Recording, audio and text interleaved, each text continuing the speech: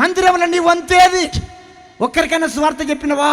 హైదరాబాద్లో ఒక అమ్ముంట సోమలక్ష్మమ్మ, వాళ్ళు గొల్లోళ్ళు, యేసుప్రభుని నమ్ముకోలే. వాళ్ళ భర్త క్యాన్సర్ రోగం వచ్చింది.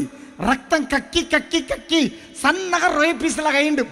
ఎవరో పాస్టర్ గారు ప్రార్థన చేసిన కొబ్బరి నూనె ఇస్తే ఆ కొబ్బరిని తీసుకుపోయి నీళ్ళలో వేసి తాపితే వాళ్ళ భర్త క్యాన్సర్ రోగం మంచిగా అయింది. మంచి మనిషిలాగా అయిండు. వాళ్ళు బేల్దారి పని చేసుకుంటారు, టాప్ మేస్త్రి పని చేసుకుంటారు.